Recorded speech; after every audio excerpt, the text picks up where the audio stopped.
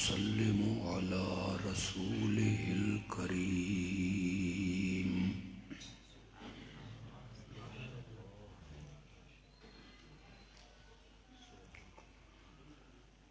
وعلى آله وأصحابه أجمعين.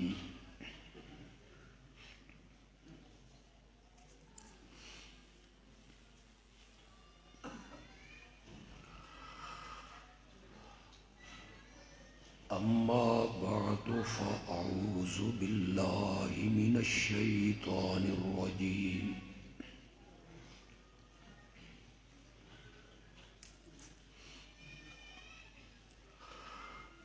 بسم الله الرحمن الرحيم.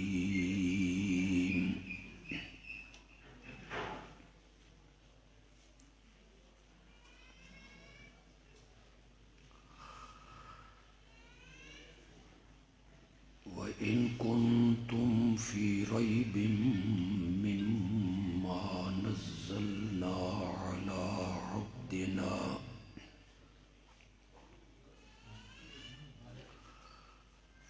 فأتوا بسورة من مثله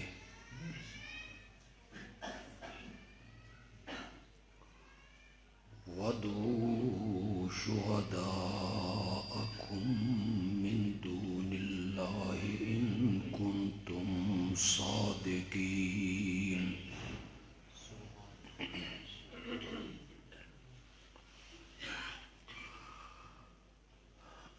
اللهم صل على سيدنا ومولانا محمد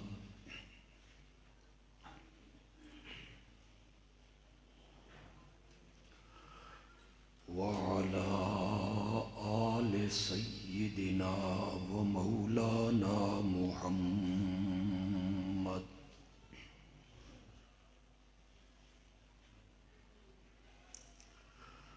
وبارك وسلم ثم صل عليه.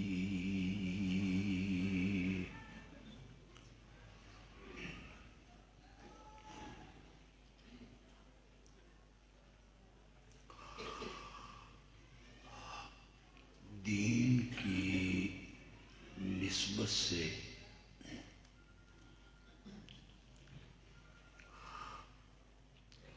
ہم سب کا یہاں اکٹھا ہونا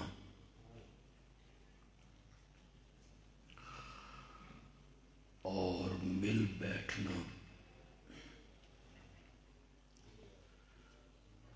اللہ اپنی رحمتوں سے قبول و منظور فرمائے.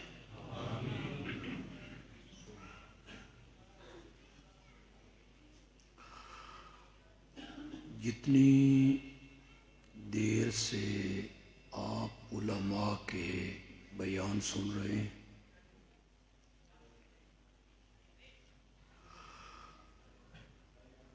میری معروضات بھی سنیں گے.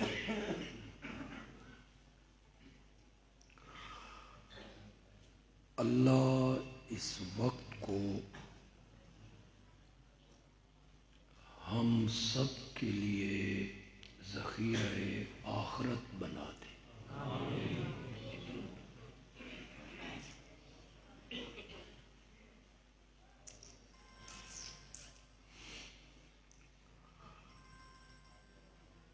نبی اکرم صلی اللہ علیہ وسلم کی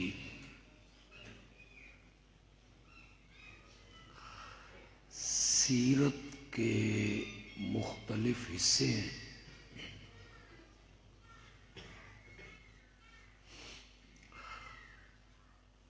کچھ حصوں پر علماء نے روشنی ڈال دی ہوگی.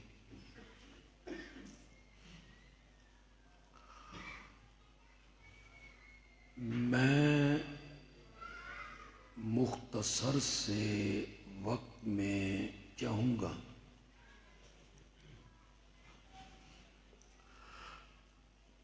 کہ آپ کو معجزے کی حقیقت سمجھا دوں۔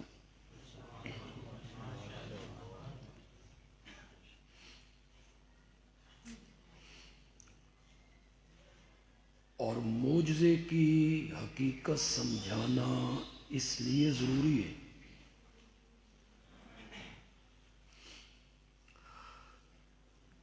کہ جتنے لوگ شرک میں مبتلا ہوئے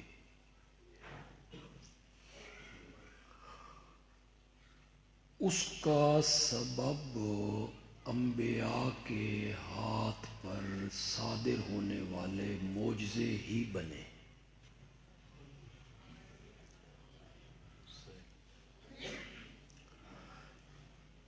عیسائیوں کو دھوکہ لگا تو حضرت عیسیٰ علیہ السلام کے معجزوں سے لگا۔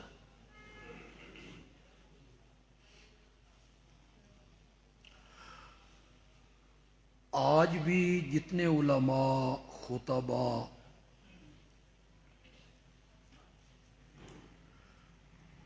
انبیاء کے لیے اولیاء کے لیے اختیار ثابت کرتے ہیں، تصرف ثابت کرتے ہیں، تو اس پر جو دلائل دیتے ہیں وہ انبیاء کے معجزے اور ولیوں کی کرامتیں ہوتی۔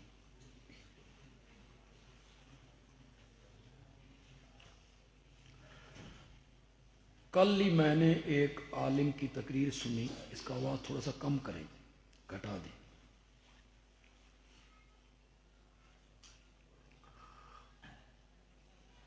وہ کہنے لگے کہ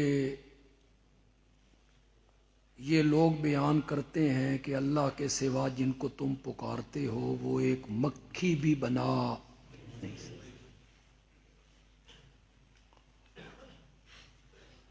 اس پر جو انہوں نے دلیل دی وہ حضرت عیسیٰ کے معجزے سے دی، جس میں حضرت عیسیٰ کہہ رہے ہیں کہ میں مٹی کے پرندے بناتا ہوں، اس میں پھونک مارتا ہوں تو وہ سچ مچ کے پرندے بن جائیں۔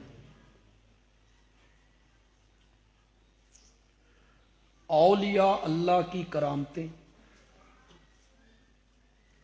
اور انبیاء کے معجزے،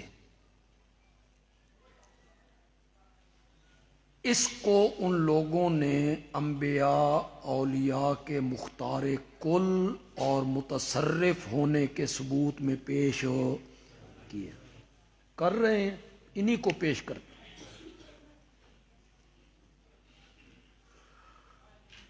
تو میں مختصر سے وقت میں معجزے کی حقیقت آپ کو بتانا چاہتا ہوں، اللہ کرے میں اس میں کامیاب ہو جاؤں۔ پہلی بنیادی بات آپ یاد رکھیں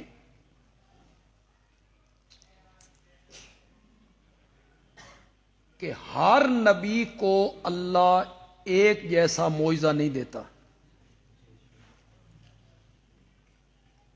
ہر نبی کی لاٹھی سانپ نہیں بنتی،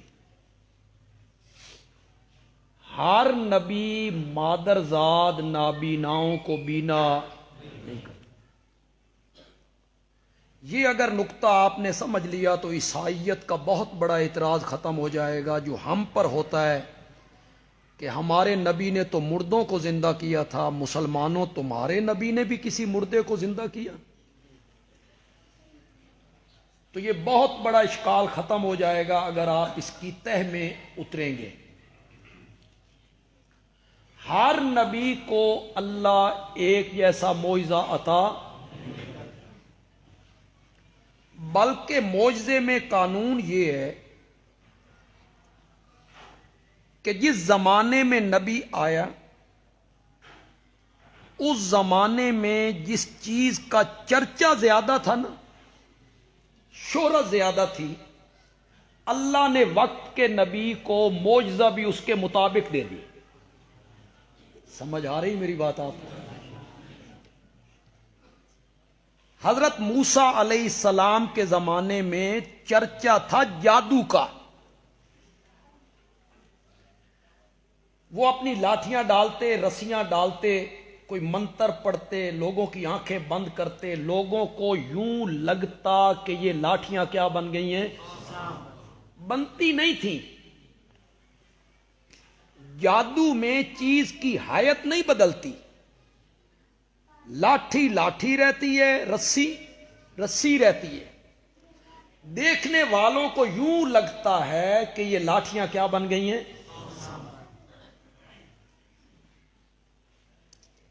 حضرت موسیٰ علیہ السلام کے زمانے میں، دور میں چرچا تھا جادو کا. اللہ نے حضرت موسیٰ علیہ السلام کو معجزہ بھی اس کے مطابق دے دی. ان کی لاٹھی کیا بن رہی ہے؟ وہ حقیقت میں سانپ بنتی تھی. حضرت عیسیٰ علیہ السلام کے دور میں زور تھا طب کا، حکمت کا، ڈاکٹری کا. بڑے بڑے حکیم اور بڑے بڑے طبیب، نامور طبیب اس دور میں ہوتے تھے. اللہ نے حضرت عیسیٰ کو معجزے بھی اس کے مطابق دے دی. نابیناؤں کو کیا کر رہے ہیں؟ بینا کر رہے ہیں. مادر زاد نابیناؤں کو بینا کر رہے ہیں، مردوں تک کو کیا کر رہے ہیں؟ زندہ کر رہے ہیں. جس چیز کی شہرت زیادہ تھی، اللہ نے معجزہ بھی حضرت عیسیٰ کو اس کے مطابق دے دیا. جس دور میں اللہ نے میرے نبی کو مبعوث کیا نا، وہ دور تھا فصاحت کا، بلاغت کا، خطابت کا، ادب کا، تکلم کا، شعر و شاعری کا. اللہ نے میرے نبی کو معجزہ بھی قرآن کی شکل میں دے دی. جس چیز کا چرچا ہوتا تھا، شہرت ہوتی تھی، وقت کے نبی کو معجزہ بھی اس کے مطابق ملتا تھا.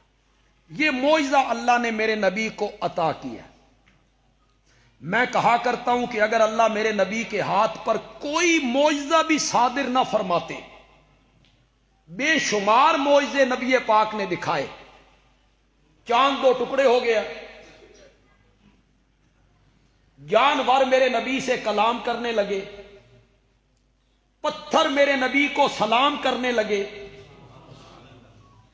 لعاب کڑوے کنویں میں ڈالی تو کڑوا کنواں ہی میٹھا ہو گیا. کوئی ایک معجزہ ہے جس کا میں ذکر کروں؟ پھر کر لیں گا، میری طرف توجہ کر لیں. ان کو کہیں ذرا بعد میں کر لیں. آپ کو ذرا توجہ بٹتی ہے لوگوں کی، میری بھی توجہ بٹ جاتی. وہ جڑے میرے دماغ میں کوئی مضمون ہو بھی نہ نکل جائے. میں تھوڑی سی بات کرنی ہے. میں نے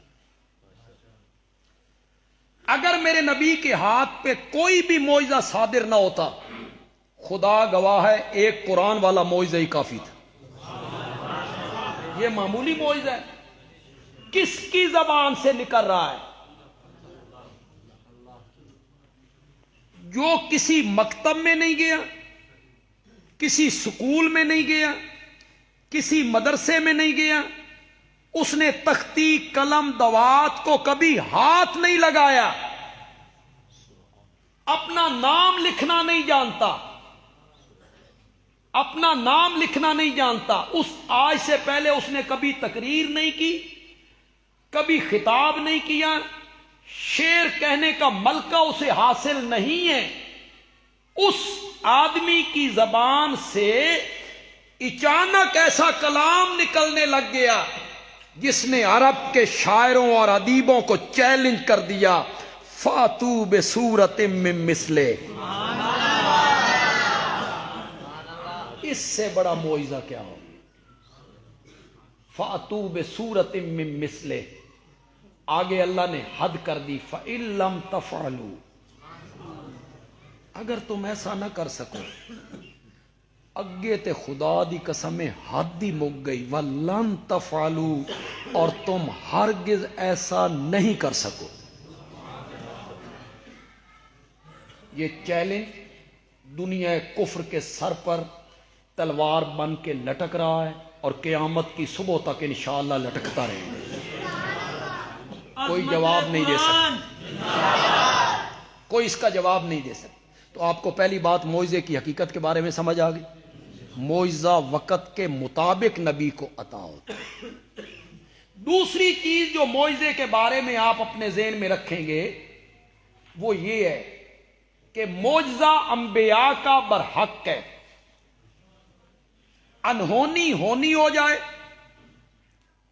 ناممکن ممکن بن جائے, نبی کے ہاتھ پر ایسا کام صادر ہو جائے تو اسے کہتے ہیں معجزہ, اور ولی کے ہاتھ پہ صادر ہو جائے تو اسے کہتے ہیں کرامت.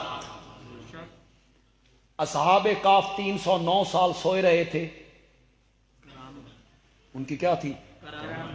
مائی مریم کو بے موسم پھل ملے تھے, کرامت.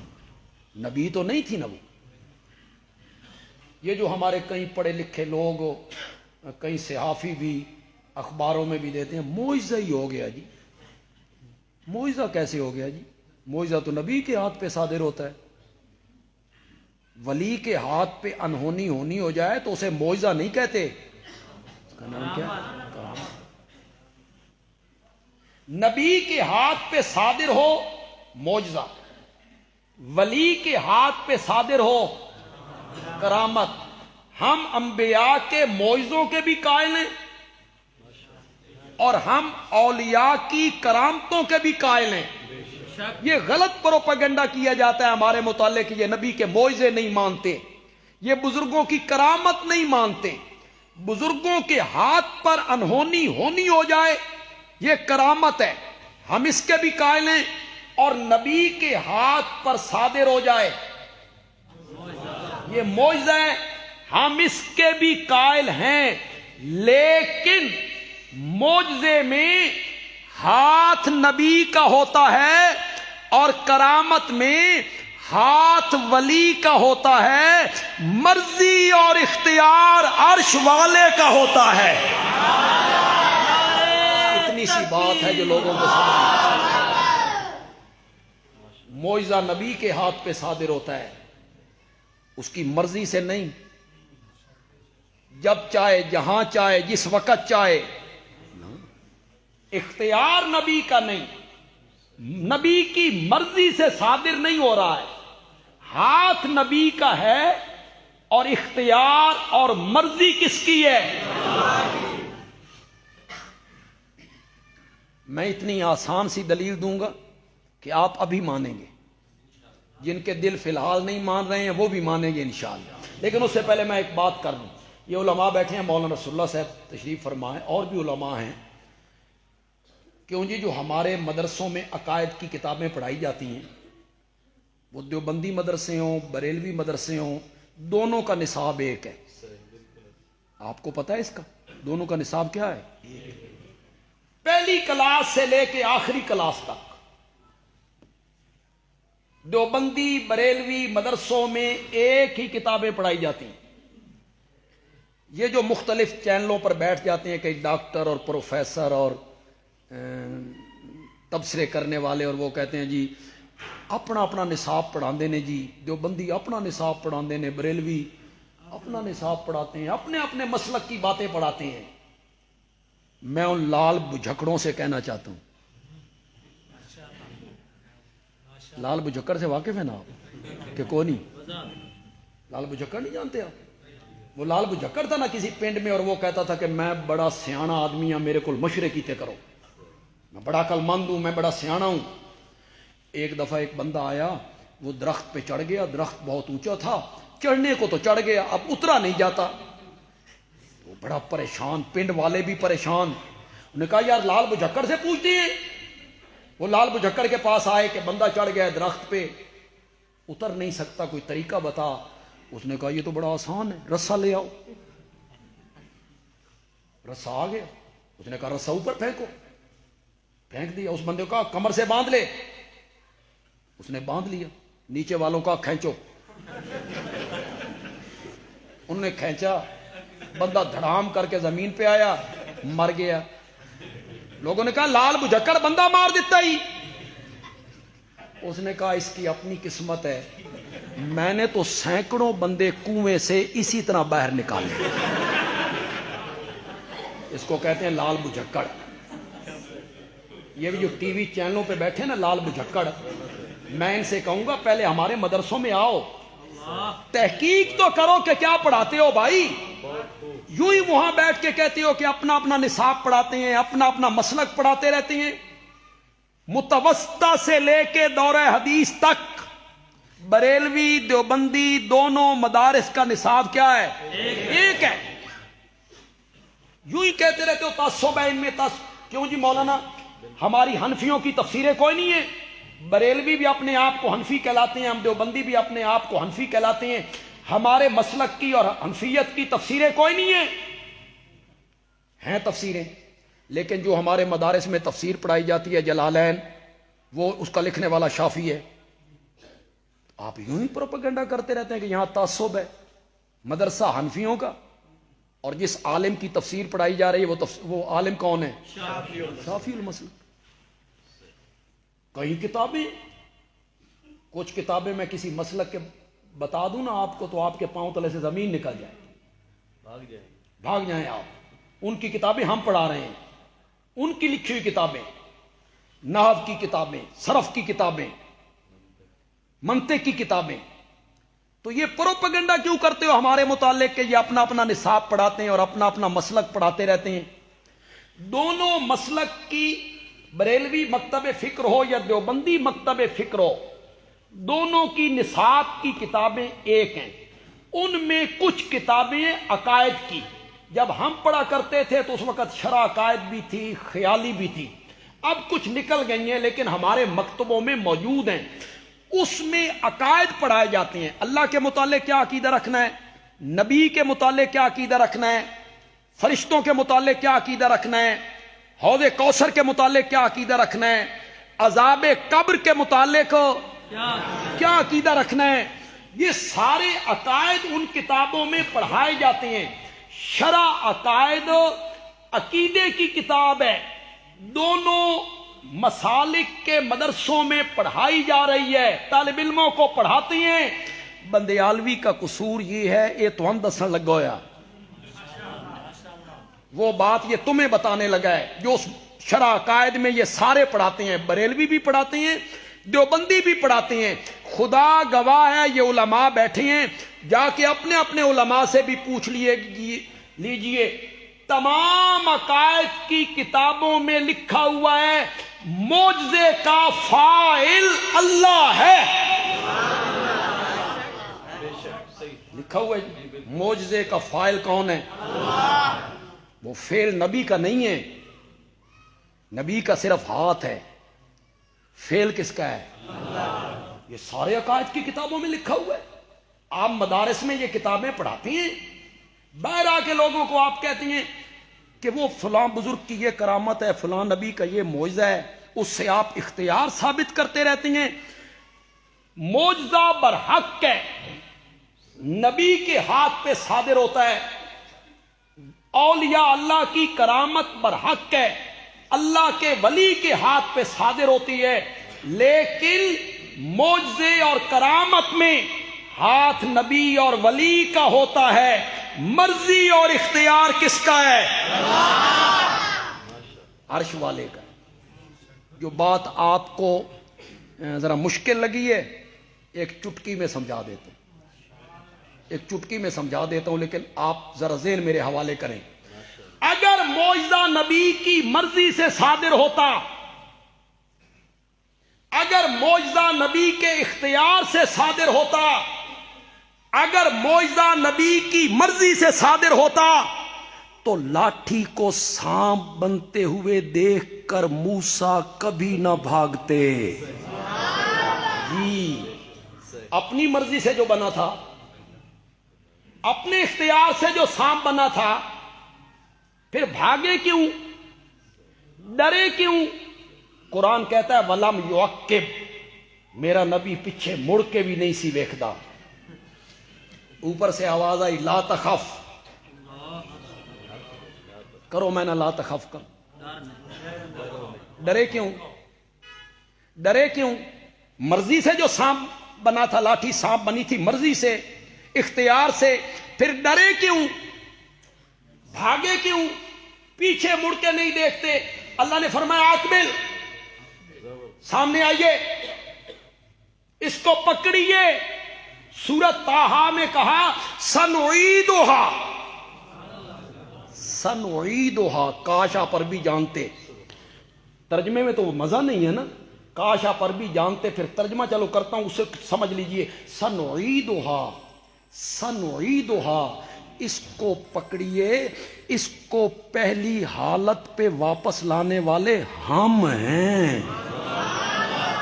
سنعیدھا، سنعیدھا، ہم اسے لائیں گے پہلی حالت میں، ہم اسے پہلی حالت میں واپس لائیں گے۔ تو لاٹھی کو سانپ بنانا، پھر سانپ کو واپس لاٹھی میں پھیرنا، یہ فعل کس کا تھا؟ تو بڑی واضح سی دلیل، اس سے بھی آسان دلیل دے دیتا ہوں، اس سے بھی آسان دلیل دیتا ہوں۔ قرآن معجزہ ہے، نبی پاک کے اختیار سے اترتا تھا؟ نبی پاک کی مرضی اور اختیار چلتا تھا؟ پھر بتاؤ، اگر یہ معجزہ تھا تو آپ کی مرضی سے نازل ہوتا تھا، آپ کے اختیار سے نازل ہوتا تھا؟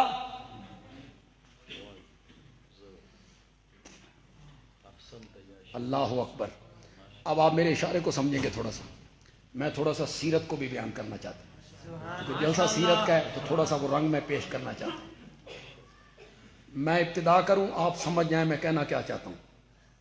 تھوڑا جب میرے نال ٹورو تو میرے مزاج میں پتہ نہیں سمجھ دو کہ نہیں سمجھ، سنہری مسجد والے تو سمجھتے ہیں نا، اکثر لوگ وہی لوگ ہیں آئے ہوئے ہیں۔ اللہ نے میرے نبی کو زمین کی پستیوں سے اٹھایا، زمین کی پستیوں سے اٹھایا اور بلندی کے اس مقام پہ پہنچایا جہاں حضرت جبریل کا خیال بھی کبھی نہیں پہنچا، حضرت موسیٰ کی روح بھی کبھی نہیں پہنچی، میرے نبی کے وجود مقدس کو وہاں پہنچا دیا۔ یہ کون سی رات تھی؟ معراج والی رات تھی۔ اسی وجود کو حالت بیداری میں روح مع الجسد، اللہ اکبر۔ میرے جو حدیث کے استاد تھے نا، جن سے میں نے حدیث پڑھی، ان کا نام تھا قاضی شمس الدین۔ میں نے نام بڑا روکھا سا لے لیا ہے، یہ جان بوجھ کے میں نے لیا۔ اب ان کی تھوڑی سی تعریف کرنے لگا۔ واقعی وہ اسم با مسمہ تھے، اسم با مسمہ تھے، واقعی وہ دین کے شمس تھے، جیسے ان کا نام تھا نا شمس الدین، واقعی وہ دین کے سورج تھے۔ وہ دارالعلوم دیوبند میں پڑھاتے رہے، مدرس رہے دارالعلوم دیوبند میں، اتنے بڑے عالم تھے وہ، حدیث پڑھاتے تھے اور قرآن کے مفسر بھی تھے۔ ان کے ایک اپنے ربط تھے، ایک ربط تو ہم بیان کرتے ہیں نا، جو مولانا حسین علی رحمۃ اللہ علیہ کے ہیں، شیخ القرآن مولانا غلام اللہ خان کے ہیں، حضرت قاضی صاحب کے اپنے ربط تھے، بہت ذہین عالم تھے۔ انہوں نے سورت بنی اسرائیل اور سورت نحل کو آپس میں جوڑا۔ اہل علم تو بہت مزہ لیں گے، آپ نے چونکہ سورت نحل کا آخر نہیں پڑھا، سورت بنی اسرائیل کی ابتدا تو آپ کو آتی ہے سبحان الذی اسری بعبدہ لیلا من المسجد الحرام الی المسجد، معراج کا ذکر، معراج کا ذکر۔ سورت نحل کے آخر میں کیا ذکر ہے؟ تسلی ہے میرے نبی کو، وَاصْبِرْ، مصیبتیں زیادہ ہو گئی ہیں، دکھ زیادہ آ گئے ہیں، غموں کے پہاڑ زیادہ ٹوٹ پڑے ہیں۔ وہ جو تسلی دینے والی زوجہ محترمہ تھی سیدہ خدیجہ، اس کا بھی انتقال ہو گیا ہے، اور وہ جو مشرکین کے سامنے باندھ کے کھڑا ہوتا تھا چچا ابو طالب، اور مشرکین اس کا حیا کرتے تھے، وہ بھی چلے گئے، بیوی چلی گئی، گھر میں بیٹیاں موجود ہیں، بغیر تبلیغ کریں تو گھر کا خیال کون کرے؟ غموں میں اضافہ ہو گیا۔ چچا باہر دفاع کرتا تھا، وہ چلا گیا، طائف میں آپ کو مار پڑی، 3 مرتبہ بے ہوش ہو کر گرے۔ نبی پاک پر پریشانیاں ہیں، دکھ ہیں، نبوت کو ملے 12 سال ہو گئے، اور اللہ سورۃ نحل کے آخر میں تسلی دیتے ہیں وَاصْبِرْ، صبر کیجئے، وَمَا صَبْرُكَ إِلَّا بِاللَّهِ وَلَا تَحْزَنْ عَلَيْهِمْ، غم نہ کھائیے، وَلَا تَكُ فِي ضَيْقٍ مِّمَّا يَمْكُرُونَ، ان کے مکر و فریب سے دل تنگ بھی نہ ہو، دل میں تنگی بھی محسوس نہ کر میرے پیغمبر، غم بھی نہ کھا، حوصلہ کر، صبر کر، پریشانیاں آ گئی ہیں، دکھ آ گئے، جب پریشانیاں بندے پہ آ جائیں، دکھ آ جائیں، بندہ غمگین ہو تو بندے کا دل کرتا ہے گھر سے باہر نکلوں، دوستوں کو ملوں، بھائیوں کو ملوں، دکھ اپنے بانٹوں، غم غلط کروں۔ اللہ نے فرمایا میرے پیغمبر بہت غمگین ہو گئے ہو نا، آؤ میں تجھے عرش پہ لے جا کے اپنے دوستوں سے ملوانا چاہتا ہوں۔ سبحان الذی، یہ انہوں نے ربط لگایا سورت بنی اسرائیل کا سورت نحل سے، سبحان الذی اسری بعبدہ لیلا من المسجد الحرام الی المسجد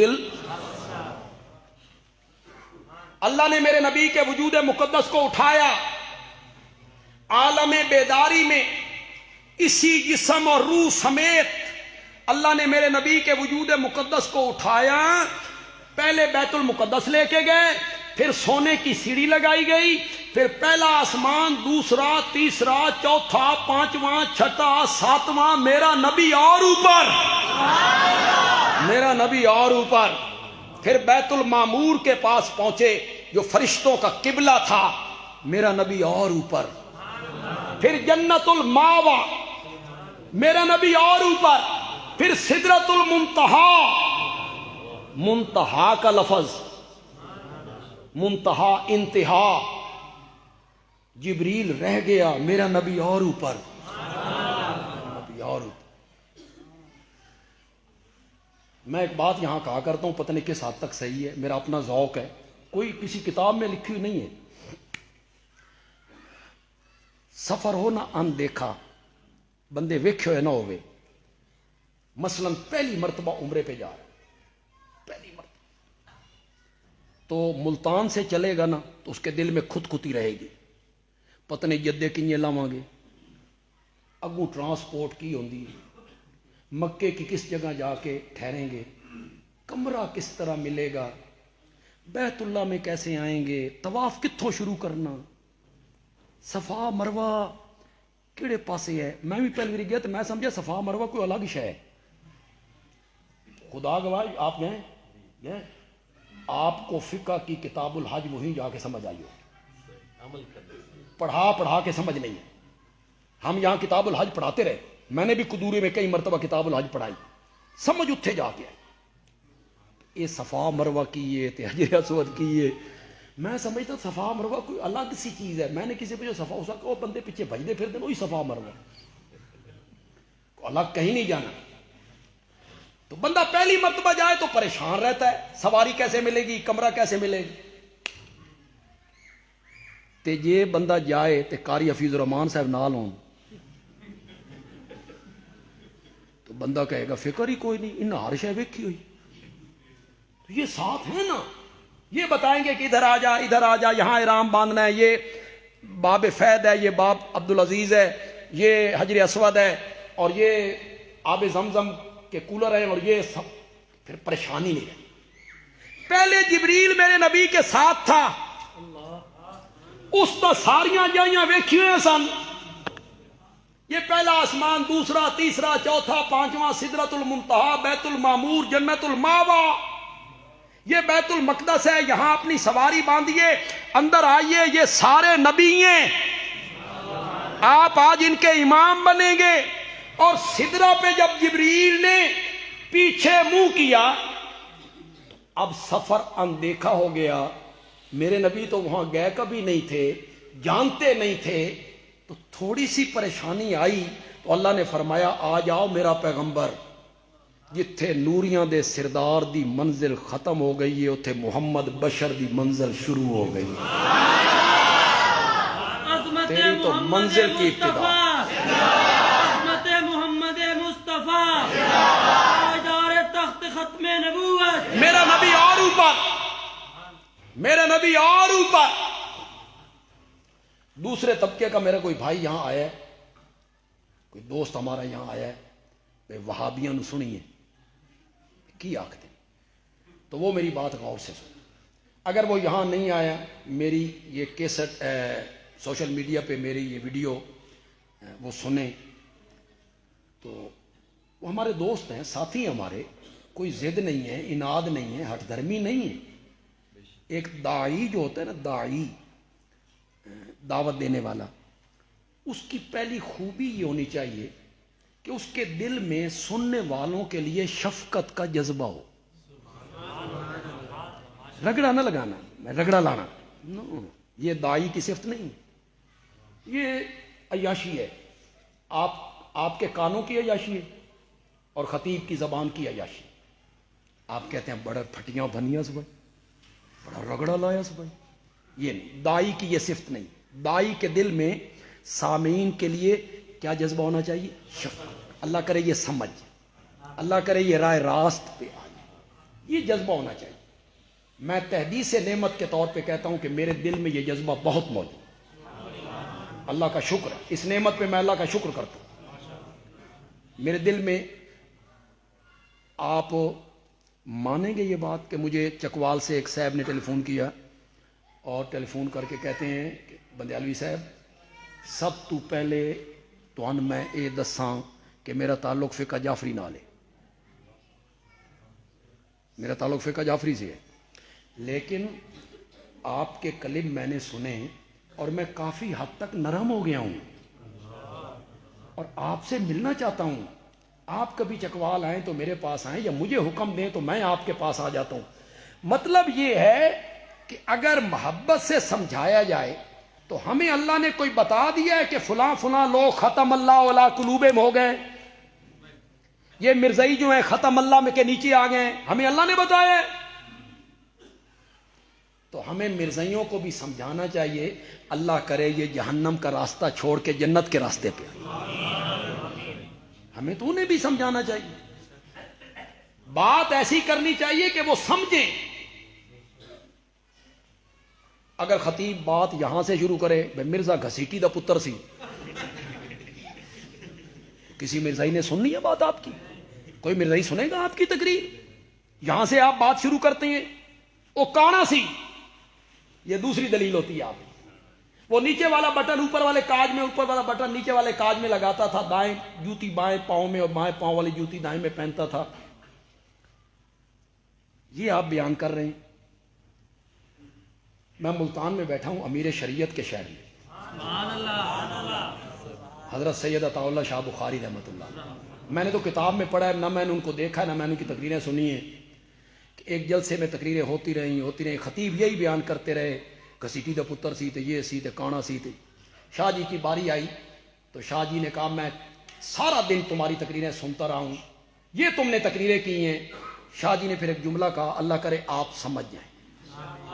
شاہ جی نے کہا اگر مرزا قد کا سرو ہوتا، سرو کا سمجھتے نا، طویل قد، اگر مرزا قد کا سرو ہوتا، اس کی کمر پتلی ہوتی، سینہ اس کا چوڑا ہوتا، آنکھیں اس کی چشمے غزالہ ہوتی، ہونٹ اس کے گلاب کی پنکھڑی کی طرح ہوتے، چہرہ اس کا سفید اور روشن ہوتا، پھر وہ نبوت کا دعویٰ کرتا تو ہم نبی مان لیتے؟ پھر یہ کیا دلیل ہوئی؟ پھر شاہ جی نے ایک بات کہی، یہ شاہ جی کی ہے، پتہ نہیں میں اس سے متفق ہوں یا نہیں، لیکن شاہ جی کا جملہ ہے تو دوہرا دیتا ہوں.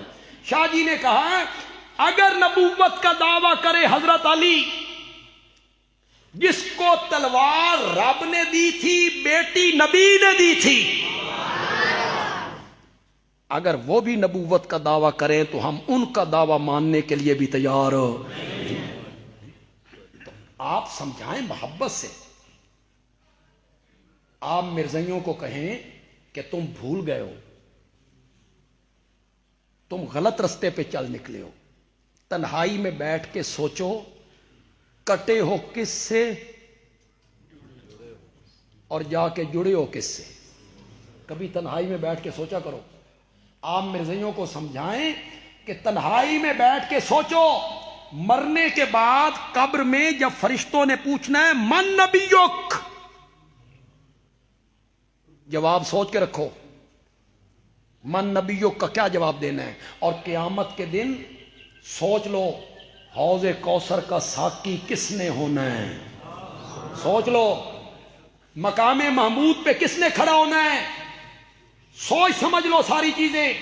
تو آپ محبت سے سمجھائیں تو داعی کے دل میں شفقت کا جذبہ ہونا چاہیے سننے والوں کے لیے. دوسرے مسلک کا میرا کوئی بھائی، میرا کوئی بزرگ، میرا کوئی دوست آیا ہے یا سوشل میڈیا پہ میری اس کی تقریر کو سنے تو بندیالوی یہاں ایک بات کہنا چاہتا ہے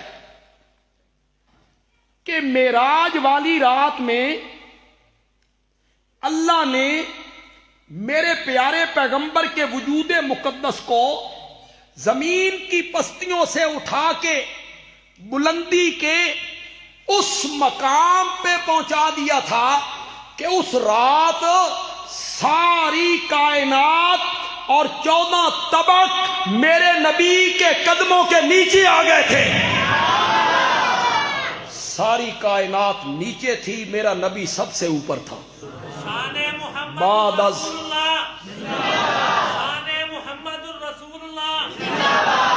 بعد از خدا بزرگ تو ہی اوپر رہ گیا تھا تو صرف اللہ. 7 آسمان بھی نیچے تھے، سدرۃ المنتہا بھی نیچے، جنت الماوا بھی نیچے، بیت المعمور بھی نیچے، 7 زمینیں نیچے، سرب فلک پہاڑ نیچے، انسان نیچے، جنات نیچے، فرشتے نیچے، جبریل، میکائیل، عزرائیل، اسرافیل نیچے، حاملین عرش ملائکہ نیچے، ساری کائنات نیچے، آمنہ کا لال سب سے اوپر. اللہ کے پاس جا پہنچے. اب درمیان میں جبریل کوئی نہیں، وہ پیچھے رہ گیا تھا.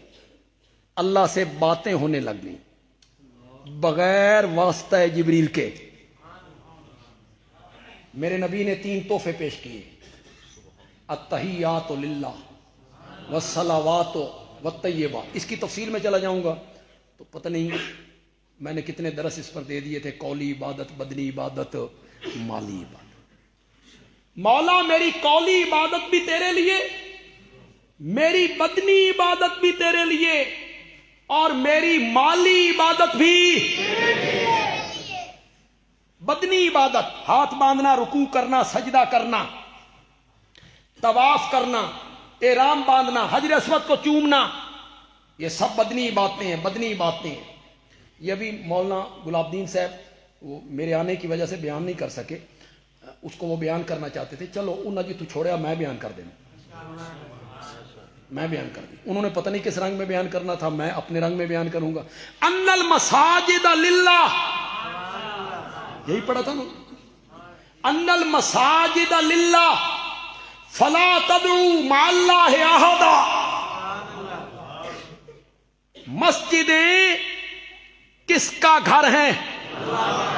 ان المساجد للہ، مسجداں میرا گھر نے میرا. فلا تدعوا مع اللہ احدا، اللہ کے ساتھ کسی اور کو مت پکارو. مشکلات میں، حاجات میں، تکلیفوں میں مجھے پکارو، میرے سوا کسی کو نہ پکارو. مسجدیں میرے گھر ہے، میرا گھر ہے. توجہ آپ کی سمجھیں گے آپ؟ بولو، ناراض بیٹھے ہو؟ گھروں مولانا نصر اللہ کا، گھروں مولانا گلاب الدین صاحب کا، گھروں مولانا طیب صاحب کا. اور مولانا طیب صاحب کے گھر کے باہر آ کے ایک بندہ بیل پہ ہاتھ رکھتا ہے، گھر ان کا ہے، مولانا طیب صاحب کا. وہ کہتا ہے عبداللہ صاحب باہر آؤ. کس کو آواز لگاتا ہے؟ گھر کس کا ہے؟ وہ کہتا ہے عبداللہ جی باہر آؤ، تو مولانا طیب باہر آ کے اس بندے کو کیا کہیں گے؟ عقل نو ہاتھ مار، پاگل ہو گئے، یہ گھر میرا ہے۔ میں پوری بات نہ کروں، ادھوری بات ہو اور آپ سمجھ جائیں، پھر مزہ ہے۔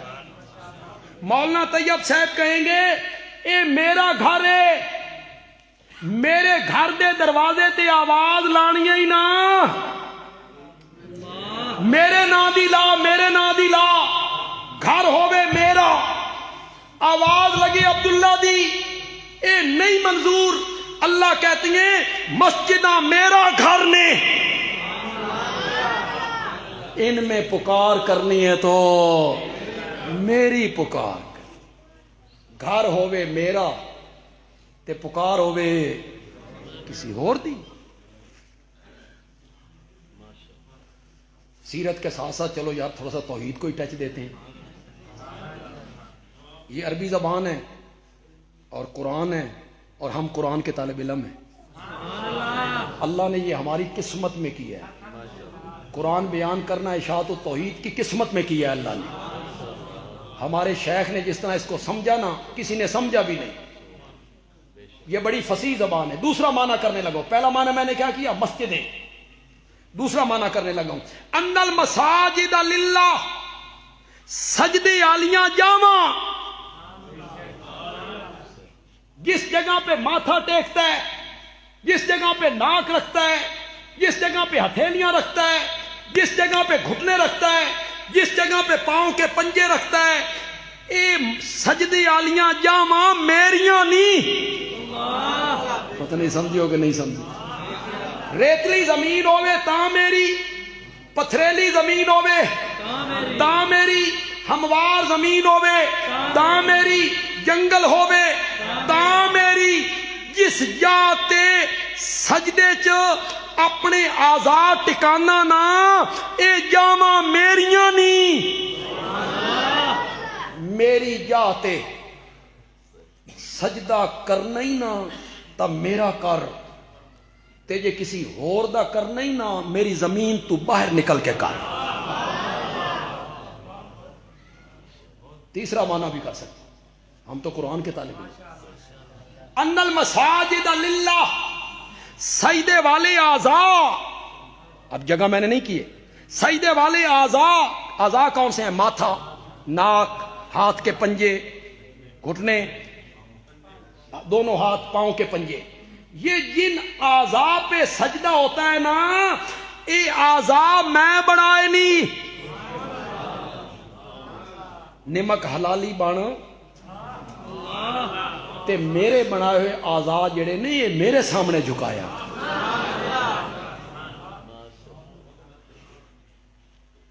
غیر اللہ کا سجدہ کیا ہوا جی؟ اللہ کے سوا کسی اور کا سجدہ کرنا۔ میں کہتا ہوں کہ میرا ایک تجزیہ ہے، میں آپ کے سامنے تجزیہ رکھ دیتا ہوں۔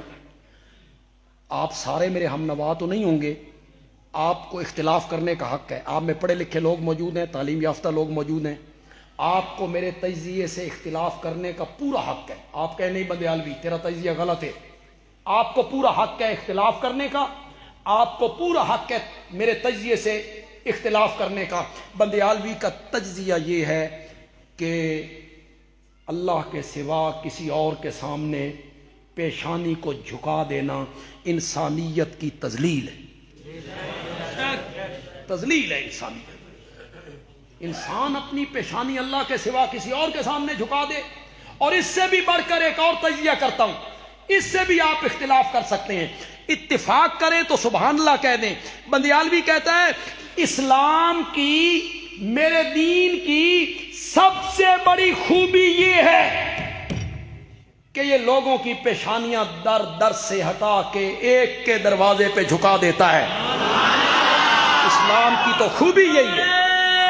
تکبیر، حاجت روا مشکل کشا، حاجت روا مشکل کشا۔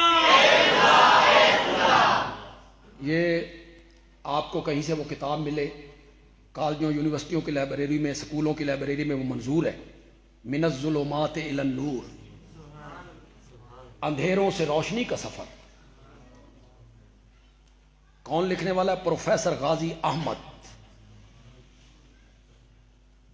یہ 6 یا 7ویں جماعت میں پڑھتا تھا. ہندو تھا، ہندو ابھی پاکستان نہیں بنا تھا. اس نے اسلام قبول کر لی. 12 13 14 سال عمر ہے. پھر اس نے اپنی داستان لکھی، اس کا نام رکھا من الظلمات الی النور. وہ پڑھیں آپ، کہیں سے آپ کو کتاب مل جائے نا، آپ جب تک مکمل نہیں کریں گے آپ سوئیں گے بھی نہیں. ایسی دلچسپ کتاب. اس میں غازی احمد نے لکھا کہ جب میں مسلمان ہوا تو سکول میں پڑھتا تھا. انکوائری ہو گئی کہ کسی مسلمان ٹیچر نے تو نہیں ورگلایا. اس وقت تو خلاف قانون تھا کسی کو دعوت دینا، کسی ہندو سکھ کو. انکوائری میں 3 آدمی پنڈی سے آ گئے انکوائری کرنے والے. میں نے پیش ہونا تھا، میں تو 13 14 سال کا بچہ تھا. تو جو مسلمان ٹیچر تھے انہوں نے ہاتھ بننے، بھائی خدا دا نا ہی ساڈا نا. میں نے کہا مطمئن. پہلا سوال کیا اس نے، جو آفیسر تھا، تو ہندو مذہب چھوڑنا چاہتا تھا، سکھ بن جاتا، عیسائی ہو جاتا، یہودی ہو جاتا، مسلمان کیوں ہوا؟ اسلام کی کون سی خوبی نے تجھے متاثر کر دیا ہے؟ غازی احمد کہتا میں بچہ تھا، اللہ نے میرے ذہن میں ڈالا. میں نے کہا اسلام کی صرف ایک خوبی نے مجھے متاثر کیا ہے کہ یہ لوگوں کی پیشانیاں در در سے ہٹا کے ایک کے دروازے پہ جھکا دیتا ہے. اس خوبی نے متاثر کیا. وہ بھی پڑھے لکھے لوگ تھے، آفیسر تھے. انہوں نے کہا اچھا اسلام جو ہے یہ پیشانیاں در در سے ہٹا کے ایک کے دروازے پہ جھکا دیتا ہے. تو بری امام کدی نہیں گیا، تو شاہ رکن عالم کدی نہیں گیا، تو حضرت علی اجمیری دی قبر تے کدی نہیں گیا، تو سائیں توکل اس کی قبر پہ نہیں گیا. وہاں جو لوگ قبروں پہ سجدے کر رہے ہیں وہ مسلمان ہیں. تو کہتا ہے اسلام کی خوبی نے متاثر کیا. جھکے ہوئے سیڑھیوں پر، پتھروں کے سامنے، قبروں پر، مزاروں پر، تو کہتا ہے اسلام کی خوبی نے مجھے متاثر کیا ہے. وہ بھی تو کلمہ پڑھتے ہیں. غازی احمد کہتا ہے میرے پاؤں تلے سے زمین نکل گئی. اس وقت متحدہ ہندوستان تھا، امبالہ، لاہور، ملتان، زمین نکل گئی. پھر اللہ نے میرے ذہن میں ایک جواب ڈالا.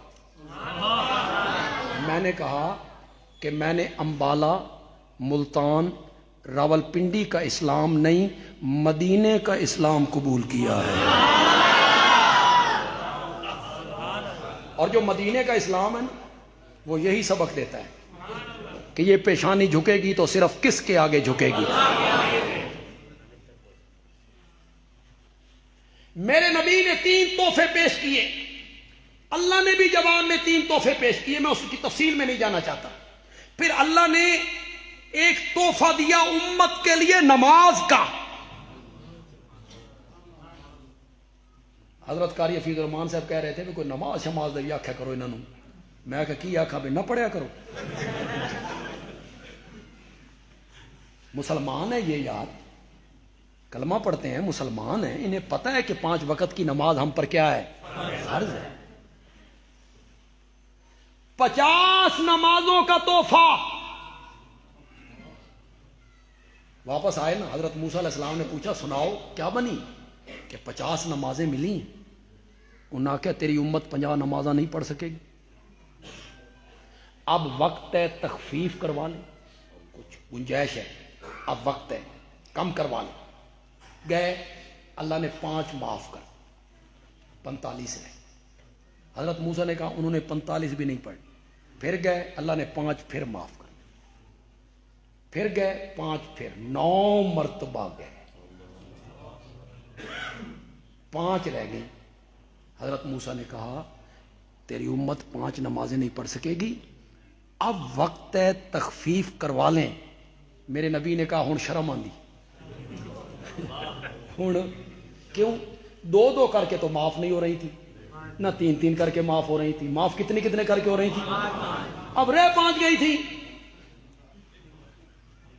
اب کے جانے کا کیا مقصد تھا کہ یہ بھی اڑا دی جائیں؟ ہن شرم آندی ہے. چونکہ یہ واز ہوتا ہے نا، واز، اس میں کچھ باتیں ایسی بھی ہوتی ہیں عقیدے کی درستگی ہو جائے. ہمارے یہ دوست ہیں نا، وہ کہتے ہیں کہ دیکھو جی وہابی دیوبندی آکھتے ہیں نبیاں ولیاں نو پتہ نہیں لگتا، حالیں اسا جمے نہیں، پیدا بھی نہیں ہوئے. حضرت موسیٰ کو پہلے پتا تھا بھی انہوں نہیں پڑھنیاں، جانتے تھے نا. یہ دلیل ہوتی. آگے پڑھی پڑھائی قوم ہے، کہتے ہیں جی سبحان اللہ جی کیا بات ہے جی، حضرت موسیٰ کے علم کی، آنے والے حالات کو جانتے تھے. اتنا کسی نہیں سوچیا بھی اس سے ساڈے نبی دی توہین ہو رہی ہے، کسی نہیں سوچیا. حضرت موسیٰ نو پتا ہے سی تے ساڈے نبی نو پتا. حضرت موسیٰ بتاتے تھے تب ہمارے نبی کو پتا چلتا تھا. کچھ خوف خدا کرو یار. حدیث پڑھو نا، کیوں چٹکلے لوگوں کو سناتے رہتے ہو؟ میرے نبی کا فرمان پڑھو نا. میرے نبی نے فرمایا حضرت موسیٰ نے میری امت کو قیاس کر لیا تھا اپنی قوم پر، جس کا انہیں تجربہ تھا. یہ خود حدیث میں آتا ہے. کون سی قوم؟ من سلوا کھانے والی. کون سی قوم؟ سمندروں میں راہ پانے والی. کون سی قوم؟ بادلوں کے سائے میں رہنے والی. انعام دیکھو، انعام دیکھو. اللہ نے کہا گائے ذبح کرو، انہاں کا رنگ کیو جو ہوئے. اللہ نے فرمایا ایو جو ہوئے. انہاں کا عمر کی ہوئے. اللہ نے فرمایا اے ہوئے. انہاں کے حال گل کھلی نہیں. تھوڑی جی اور وضاحت کرو. 40 سال تو بعد جا کے گاں ذبح کیتی. کتنے؟ حضرت موسیٰ نے سوچا میری امت 40 سال گاں ذبح نہیں کیتی، یہ روز دیاں. عالم الغیب نہیں تھے، انہوں نے ہمیں قیاس کر لیا اپنی. یہ خود حدیث میں میرے نبی نے خود فرمایا. ہن شرم آندی ہے. اوپر سے آواز آئی ما یبدل القول لدیا. گل ساڈے پاسوں نہیں بدلی، گل تہاڈے پاسوں بدل گئی ہے. مولا تیرے پاسوں نہیں بدلی. 50 دیاں 45، پھر 40، پھر 35، 30، 25، 20، 15، 10، 5 تیرے پاسوں نہیں بدلی. فرمایا نہیں، میرے ذمے تھا 50 نمازوں کا ثواب دینا، تمہارے ذمے تھا 50 نمازوں کا پڑھنا. بات تمہاری طرف سے بدل گئی ہے. تم 50 کی بجائے 5 پڑھو گے، میں اب بھی ثواب 50 ہی کا عطا کروں. بات تمہاری طرف سے بدل گئی ہے، ہماری طرف سے بات ما یبدل القول لدی. آپ کا جو ذوق ہے تھوڑا سا آپ ذوق دکھائیں تو میں یہاں ایک خطیبانہ بات کرنا چاہتا ہوں.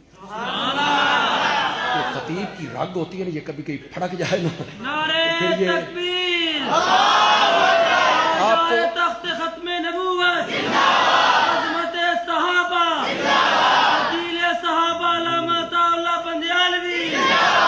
تو وہ ذرا آپ رنگ دیکھیں گے. وہ 50 نمازیں جو عرش پہ فرض ہوئی، عرش پہ جو 50 نمازیں فرض ہوئی نا، وہ اترتے اترتے اترتے اترتے زمین پہ آنے تک 5 رہ گئیں، اور وہ 5 جو زمین پہ پڑی گئی نا، وہ چڑھتے چڑھتے چڑھتے عرش پہ جا کے پھر 50 ہو گئی. تم پڑھو گے 5، ہم تمہیں ثواب کتنوں کا دیں گے؟ یہ تو معراج کا تحفہ ہے. اسی لیے غالباً کہا الصلاۃ معراج المومنین. اللہ اکبر. نماز مومنوں کی کیا ہے؟ معراج ہے. معراج نری عاجزی. یوں ہاتھ باندھ کے کسی کے آگے کھڑا ہونا یوں آسان ہے؟ کھڑے ہوتے ہو کسی کے سامنے؟ پھر یہاں مزہ نہیں آیا عاجزی کا، پھر رکوع میں جھک گیا، پھر یہاں بھی مطمئن نہیں ہوا، پھر اس نے اب پیشانی زمین پہ رکھ دی۔ کس کے قدموں میں؟ اللہ کے قدموں میں، اللہ کے قدموں میں۔ اللہ نے اس کی پیشانی پہ ہاتھ رکھا، اسے اٹھایا، اسے سجدے میں اتنا مزہ آیا وہ دوبارہ سجدے میں۔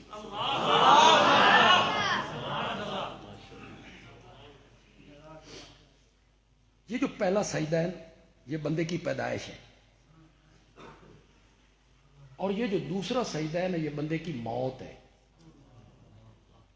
بس بندے کی زندگی اتنی ہے جتنی دو سجدوں کے درمیان وقت ہے، بس یہ بندے کی زندگی۔ اچانک سنتے ہیں وہ فوت ہو گیا، وہ فوت ہو گیا، وہ فوت۔ ہمارے حویلیاں کے ایک بہت بڑے عالم حضرت مولانا قاضی طاہر الہاشمی، آج ان کا انتقال ہو، خبر آئی فوت ہو گئی، نمونیا ہوا فوت ہو گئی۔ اتنا محقق عالم، حضرت معاویہ کو جو مقدمہ اس بندے نے لڑا ہے، اللہ، ایک کتاب جو آخر میں وہ لکھ کے گیا نا بندہ، حضرت معاویہ پر ہونے والے 100 اعتراضوں کے اس نے جواب دے دی، 100 اعتراضوں کے۔ اس کے علاوہ بے شمار کتابیں اس بندے نے لکھی، اللہ اس کی اگلی زندگی آسان فرمائے، بڑا محقق آدمی تھا۔ حضرت معاویہ کا بڑا مقدمہ اس نے لڑا ہے، اور صحابہ میں حضرت معاویہ بہت بڑے مظلوم ہیں، اور حضرت معاویہ کا مقدمہ ہر عالم لڑ بھی نہیں سکتے، کئی سنی کہلانے والے بھی ان کا نام برداشت نہیں کرتے، سنی کہلاتے نام برداشت۔ جب سر سجدے میں رکھا اللہ کے پاؤں میں، تو یہ مومن کی معراج ہے، یہ مومن کی کیا ہے؟ معراج ہے۔ وہ جو ایک شعر آپ سنتے رہتے ہیں، مختلف جگہوں پہ لکھا ہوا ہوتا ہے، وہ پڑھتے آپ رہتے ہیں، اس کا مفہوم میں آج آپ کو سمجھاؤں گا، لیکن آپ میرے اشارے کو سمجھیں گے پھر آپ کو مفہوم سمجھ آئے گا۔ آقا تیری معراج کے تو لوح و قلم تک پہنچا، آقا تیری معراج کے تو لوح و قلم تک پہنچا، اور میری معراج کے میں ان کے قدم تک پہنچا۔ میری معراج، یہ میری معراج ہے کہ میں رب کے قدم تک پہنچ گیا۔ ایک آدمی اپنے آپ کو موحد کہلاتا ہے، وہ کہتا ہے میں توحیدی ہوں، نماز نہیں پڑھتا، کس کا توحیدی ہے جی وہ؟ کس کا موحد ہے وہ؟ والذین آمنوا اشد حبا للہ، مومن سب سے زیادہ محبت کس سے کرتے ہیں؟ زور سے بولو۔ تے جس نال بندہ محبت کرے نا اس دی گل نہیں منیندی، نا نا، جس سے بندہ محبت کرے نا اس کی بات نہیں مانا کرتے۔ صحیح کہہ رہا ہوں؟ عاشقی چیست، فارسی زبان ہے، بڑی فصیح زبان ہے یار، ایک لائن میں کتنی باتیں کر گیا، سوال بھی کر گیا، جواب بھی دے گیا۔ عاشقی چیست بگو بندہ جانا بودن، عشق کیا ہے، محبت کیا ہے، عاشقی کیا ہے؟ تو کہتا ہے جواب دے، بندہ جانا بودن محبوب کے غلام بن جانے کا نام ہے،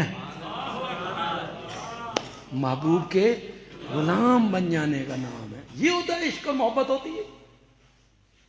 9:08 ہو گئے، رات کا وقت ہے، سامنے گھڑی لگی ہوئی ہے، آپ بھی دیکھ رہے ہیں، میں بھی دیکھ رہا ہوں۔ میں کہتا ہوں 9:08 ہو گئے، رات کا ٹائم ہے، آپ کہتے ہیں رات ہے، اور آپ کا محبوب کہتا ہے نہیں ہن دن نے، دن نے۔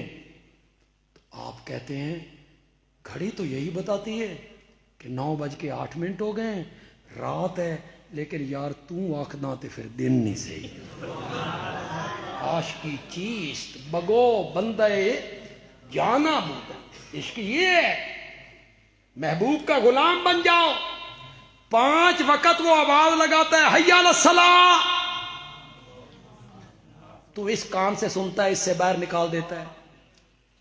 تیری محبت کیسی ہے بھائی؟ تو کس کا مواعد ہے بھائی؟ تو کس کا دعوے دار ہے کہ میں توحیدی ہوں؟ اپنے آپ کو مواعد کہلانا اور زکوٰۃ نہ دینا، اپنے آپ کو توحیدی کہلانا اور زمین کی پیداوار کی عشر نہ دینا، کس کا مواعد ہے یہ؟ حضرت شیخ القرآن مولانا غلام اللہ خان رحمۃ اللہ علیہ میری تفسیر کے استاد ہیں، میں نے 2 مرتبہ ان سے قرآن کی تفسیر پڑھی تھی۔ وہ ایک بات کہا کرتے تھے، وہ کہتے تھے میں لوگوں نو سمجھایا غیر اللہ دی نیاز حرام ہے، غیر اللہ دے نا تے مال تقسیم نہیں کرنا، دودھ تے چاول تقسیم نہیں کرنے، غیر اللہ کی نظر و نیاز حرام ہے۔ میرے منن والے آکھیا استاد جی تساں مطمئن رہ جاؤ، غیر اللہ تے غیر اللہ رہ گئے، اساں اللہ دے نا دی بھی دے گئے تے ساڈا نام وٹا اللہ کے نام کی بھی دے گئے۔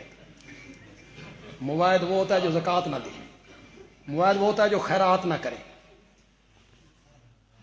اور اللہ کے بندو، ڈاکٹروں کے پاس جاتے ہو، دوائیاں دے پھکے مار مار کے مر جاتے ہو، جاؤ ڈاکٹروں کے پاس، میں یہ نہیں کہتا سنت سمجھ کے جاؤ، لیکن میرے آقا نے فرمایا الصدقات دافع البلیات، صدقے مصیبتوں کو ٹال دیتے ہیں۔ ادھر لاکھوں روپے لگا دیتے ہو اسپتال میں، صدقہ کیوں نہیں کرتے ہو؟ اس پر کیوں نہیں اعتماد کرتے ہو کہ صدقے مصیبتوں کو ٹال دیتی ہیں؟ صدقہ بھی دو نا، اور ڈاکٹر کے پاس جاؤ تو اس نظریے سے جاؤ مولا سنت سمجھ کے جا رہا ہوں، ورنہ شفا اس میں نہیں ہے، تیرے ہاتھ میں ہے۔ ڈاکٹر کو بھی کہو بھی پرچی دے اوپر لکھے ہوا شافی، وہ بھی اوپر پرچی کے اوپر لکھے کہ شفا دینے والا کون ہے؟ تو صدقہ دیا کرو، صدقے مصیبتوں کو ٹال دیتی ہیں۔ یار پتہ نہیں یہ کس بندے رسم کڈی ہے بھئی بکرا دینا، کالے رنگ دا دینا، سری دینی ہے، یہ کس عالم نے یہ نکالا؟ جس پیریڈ میں اس نے یہ پڑھا تھا پتہ نہیں اس پیریڈ اسی غیر حاضر سن، بے سن استادہ نہیں پڑھایا اور اس کو پڑھا دیا ہے بکرا دینا۔ انا للہ و انا الیہ، خدا دی قسم ہے کوئی گوشت بکرا سری کالا کوئی تصور نہیں ہے صدقے میں۔ مسکین کا خیال کرو، مسکین کی ضرورت کا خیال کرو، اس کو کمبل کوئی نہیں، تو اس کو بکرا دے، کھا گوشت کھا۔ اس دے پترا کول کتاباں کوئی نہیں، تو اس کو گوشت دے رہا ہے۔ مسکین کی ضرورت کے مطابق صدقہ کرو۔ اور جو لوگ یہاں غریب بیٹھے ہو، دیہاڑی دار 600 کماتے ہیں، 700 کماتے ہیں، 800 کماتے ہیں، تم بھی صدقہ کیا کرو، 10 روپے کر دیا کرو، 10 روپے صدقہ کر دیا کرو، 5 روپے صدقہ کر دیا کرو، کرو ضرور۔ اور ہماری شریعت تو بڑی خوبصورت شریعت ہے، بڑی زبردست شریعت ہے۔ میرے آقا نے فرمایا جی 5 روپے دی بھی صدقے کرن دی گنجائش نہیں، اپنے بھائی نال مسکرا کے بول اے بھی صدقہ ہی، چل اچھی گفتگو کر، مسکرا کے گفتگو کر، یہ بھی صدقہ ہے۔ جو کما کے محنت کر کے کما کے اپنے بال بچیاں نو کھوا رہے ہیں، اس سے بھی صدقے دا ثواب ہے، حالانکہ وہ تو ہماری مجبوری ہے کھلانے، لیکن میرے رب کی رحمتیں آپ نے، تو صدقہ کیا کرو۔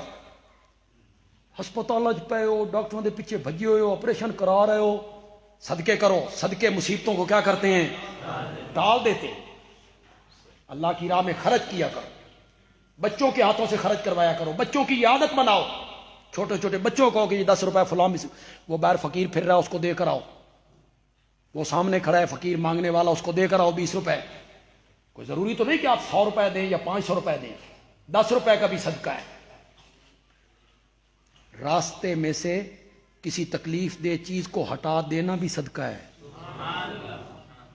کسی جھاڑی کو جو راستے کو روک رہی ہے بندوں کو، اس کو ہٹا دینا بھی صدقہ ہے.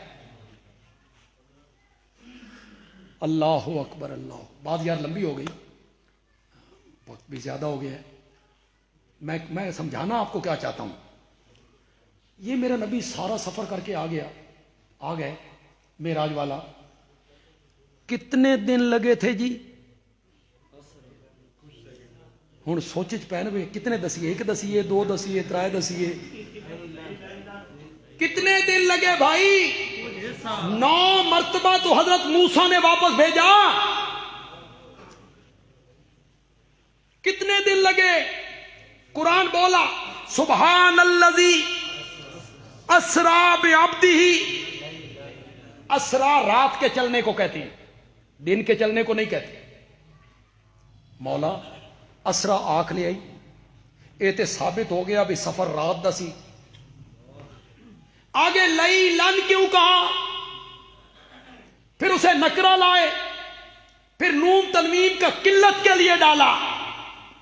اللہ نے فرمایا صرف اسرا کہتا نا تو لوگ سمجھتے پوری رات لگ گئی ہوگی.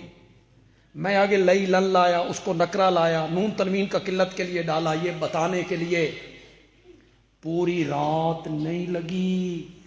لئی لن رات کا کچھ حصہ. میرے نبی یہ ساری سیر کر کے واپس رات کا کچھ حصہ. وہ ایک حدیث نہیں لوگ سناتے، خطیب سناتے رہتے ہیں، واعظ بھی سناتے رہتے ہیں، بھائی جس دروازے سے نکل کے گئے تھے اس کی کنڈی ہل رہی تھی.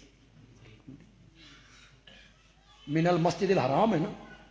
چلو یہ بھی یار آج تھوڑی سی میں وضاحت کر دوں. سبحان الذی اسرا بعبدہ لیلا من المسجد الحرام. میں ایک دفعہ گیا عمرے پہ، تو مجھے سرگودا کے کوئی دوست مل گئے، تبلیغی جماعت کے ساتھی تھے. تو مجھے کہنے لگے کہ مولانا ہم یہاں بیٹھتے ہیں، باب عبدالعزیز سے داخل ہو نا، باب عبدالعزیز سے سیدھے چلتے جاؤ چلتے جاؤ چلتے جاؤ، جو ہی سین میں اترو نا تو بائیں جانب بیٹھے تھے. تو میں نے کہا یہاں کیوں بیٹھتے ہو؟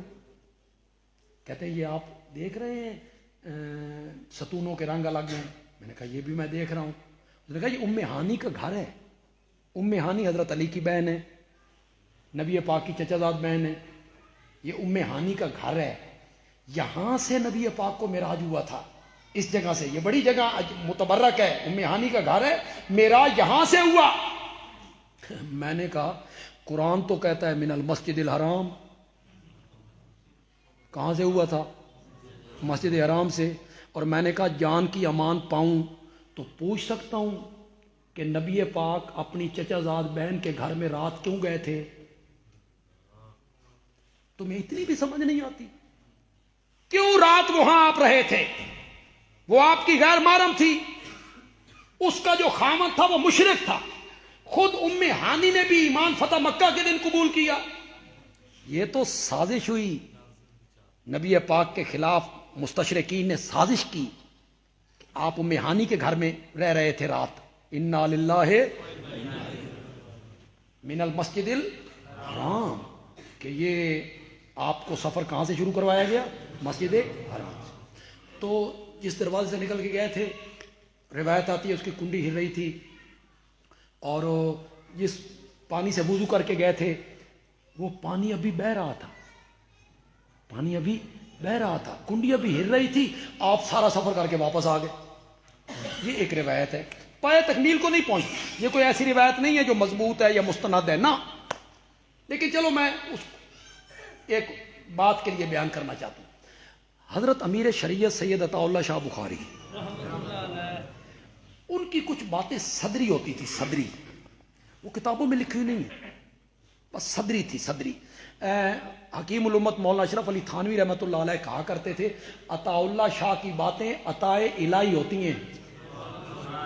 عطا اللہ شاہ کی باتیں عطائے الہی ہوتی ہیں. صدری ایسی بات کرتے تھے، بندہ آج سنتا ہے تو دنگ رہ جاتا. شاہ جی نے کہا اسے میں حل کر دیتا ہوں، اس حدیث کا مفہوم میں بیان کر دیتا ہوں. شاہ جی نے مفہوم بیان کیا کہ کسی ملک کا فرما روا اور بادشاہ کسی سڑک سے گزرنا ہو نا، مثلا سعودی عرب کا بادشاہ آتا ہے لاہور، اس نے مار روڈ سے گزرنا ہے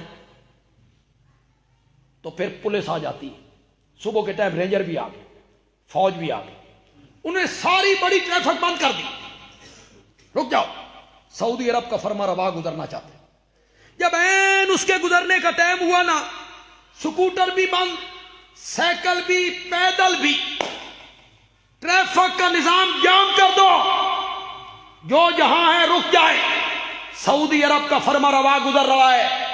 اللہ نے جب میرے نبی کو عرش کا مہمان بنایا تو رب نے فرشتوں سے کہا کائنات کا نظام جام کر دو، میرا محمد آ رہا ہے۔ نظام جام ہو گیا، کنڈی ہل کے جہاں پہنچی تھی وہاں رک گئی، پانی جتنا بہ چکا تھا وہاں رک گیا، نظام جو جام ہو گیا۔ جب میرے نبی سفر کر کے واپس آئے، اللہ نے فرمایا نظام چلا دو۔ نظام چلایا، کنڈی ہلنے لگی، پانی بہنے لگ گیا۔ کتنا وقت لگا؟ لیلن، رات کا کچھ۔ سفر کتنا تھا؟ عرش کے قریب سے ہو کے آ گیا۔ اب میری بات آپ نے توجہ سننی ہے، جس آپ کہیں گے معراج کا ذکر کیوں چھیڑ دیتا ہے اس بندے بھائی؟ معراج کا ذکر اپنے موضوع کے مطابق چھیڑا ہے۔ معراج سے 1 سال بعد میرا نبی مکے سے ہجرت کر کے مدینے جانا چاہتا ہے، 500 کلومیٹر کا فاصلہ۔ کتنا؟ 500۔ 15 دن لگ گئے۔ پتہ نہیں سمجھو کہ نہیں سمجھی، پتہ نہیں سمجھو کہ نہیں سمجھی، میں نے تو بڑی بات کہہ گیا ہوں۔ 500 کلومیٹر کا فاصلہ، معراج سے 1 سال بعد کتنے دن لگ گئے؟ اور جب ادھر گئے لیلن، تو مسئلہ کیوں سمجھ نہیں آتا کہ جب وہاں گئے تھے تو وہ میرے نبی کا معجزہ تھا، خود نہیں گئے، ارادہ آپ کا نہیں تھا، اختیار آپ کا نہیں تھا، معجزہ تھا، لے جانے والا رب تھا۔ اور جب اپنے ارادے اور قوت اور اختیار سے گئے تو پھر 500 کلومیٹر کے راستے پر کتنا وقت لگ گیا؟ تو معلوم ہوا نبی کا جو معجزہ ہوتا ہے وہ برحق ہے، لیکن اس میں ہاتھ نبی کا ہوتا ہے، اختیار اور مرضی کس کی ہوتی ہے؟ اللہ تعالیٰ عمل کی توفیق عطا فرمائے۔ الحمدللہ رب العالمین، والصلاة والسلام علی سید الانبیاء والمرسلین۔ صبح انشاءاللہ سنہری مسجد میں 8 بجے